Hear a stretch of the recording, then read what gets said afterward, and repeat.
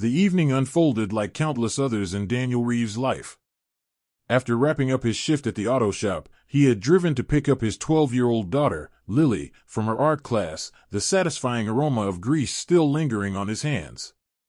Since the loss of his wife 3 years ago, life had been a delicate balancing act, marked by the rhythm of work, caring for Lily, and stealing moments of rest. Gone were the nights of laughter and chatter, replaced instead by quiet meals and the warmth of bedtime stories. But that fragile tranquility shattered in an instant. The sound of Lily's scream pierced the air, pulling Daniel back to a reality he had hoped to shield her from. They had stopped briefly at a small corner store to grab some milk, and in that moment, he dropped the carton, his heart racing like a wild drum in his chest. Outside, 2 teenage boys laughed hysterically beside a battered pickup truck, one of them brandishing a garden hose attached to the store's side faucet. Lily stood there, drenched, her hair clinging to her face as she hugged her sketchbook tightly. To the boys, it was merely a prank, a bit of harmless fun, they'd justify later. But to Daniel, that moment ignited a fury within him. He sprang into action. Years of kickboxing had shaped not only his body but his instincts. He didn't yell. Instead, he gauged the situation, observing the lanky boy trying to appear tough, hiding behind an uncertain smile, while the heavier boy stood with the hose, a cocky grin plastered on his face. "Apologize," Daniel commanded, his tone steady yet low, carrying the weight of a father's fierce love. The heavier boy sneered in response. "Relax, old man. It's just water." "Apologize," Daniel urged again, his voice unwavering.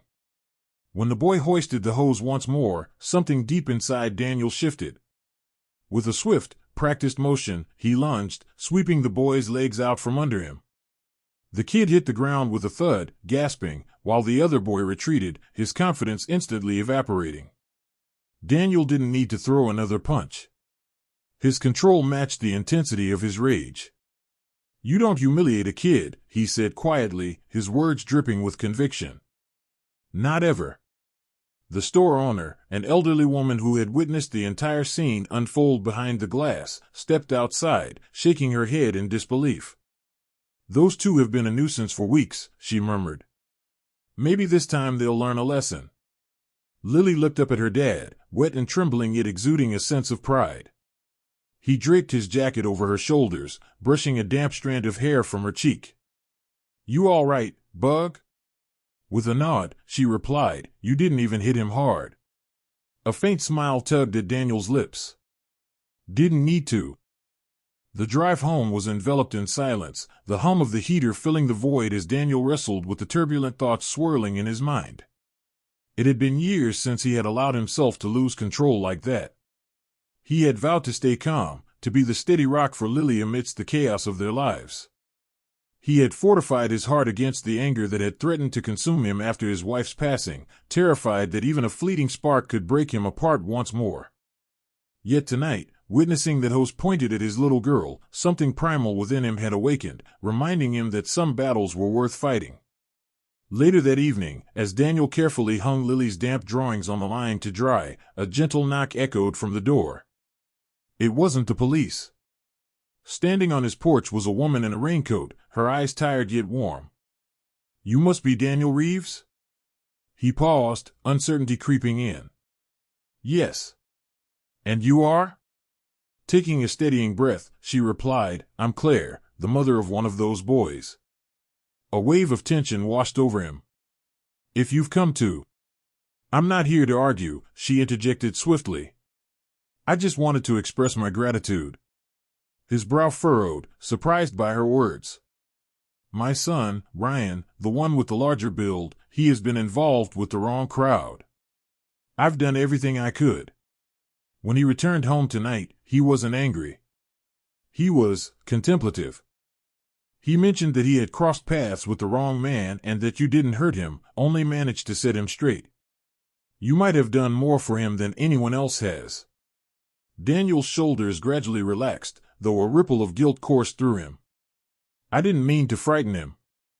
I just—" "You were protecting your daughter," Claire said softly, compassion radiating from her. "No one can hold that against you." In that moment, Lily peeked out from behind the curtain, her wide eyes filled with curiosity. Claire turned to her, a smile illuminating her face. "You're so brave, did you know that?" Lily's voice was a quiet whisper, yet it held strength. "I didn't feel brave. I just felt angry that he ruined my drawing." Claire chuckled softly, a sound laced with understanding. "Sounds just like your dad." For a while on the porch, they exchanged stories, the November wind swirling around them, bringing with it a hint of warmth. Claire spoke of her life, working double shifts at the hospital, of the absence of Ryan's father who left years prior. In her words, Daniel recognized a shared struggle, a bond forged in sleepless nights and relentless dedication, two parents held in the thrall of life's relentless demands, striving to keep their families intact. When she finally took her leave, Daniel lingered at the doorway, absorbing the sound of her departing car until it faded into the night. For the first time in years, he felt a flicker of connection, an unspoken camaraderie, not yet love, but a recognition of another soul navigating the same challenging path. Days slipped by, and the story of that night traveled through the town like a river's whisper. Some hailed Daniel as a hero, others whispered that he had overreacted. Yet, what resonated beyond the judgment was the transformation of those boys. One morning, they arrived at his doorstep, awkward and embarrassed, ready to wash Daniel's car and offer heartfelt apologies to Lily in person. With a heart that knew the essence of forgiveness, she embraced the chance, understanding better than most how to let go. After all, children often possessed a unique ability to forgive far more readily than adults. As they departed, Daniel turned to see Claire propped against her car, her gaze fixed on him. "Told you he'd learn," she remarked, a gentle smile playing on her lips. He returned her smile, warmth in his eyes. "Maybe I did too." That evening unfolded with Daniel and Lily sharing a meal with Claire and Ryan. The conversation flowed effortlessly at first, covering school, work, and the best burger joint in town, but beneath the surface thrummed a collective sense of healing. For the first time in months, Lily's laughter burst forth, filling the air with a lightness that felt almost surreal. Driving home bathed in the golden glow of streetlights, Daniel stole a glance at Lily, who had surrendered to sleep, her head resting softly against the window. In that quiet moment, he understood that the night had transcended anger or the desire for revenge. It was rooted in protection, yes, but it blossomed into something much more profound. It revealed how kindness can unexpectedly emerge from the darkest of times, and how two families, each carrying their own scars, can discover a flicker of joy amid the chaos. The thugs had mistakenly crossed paths with the wrong single dad's daughter.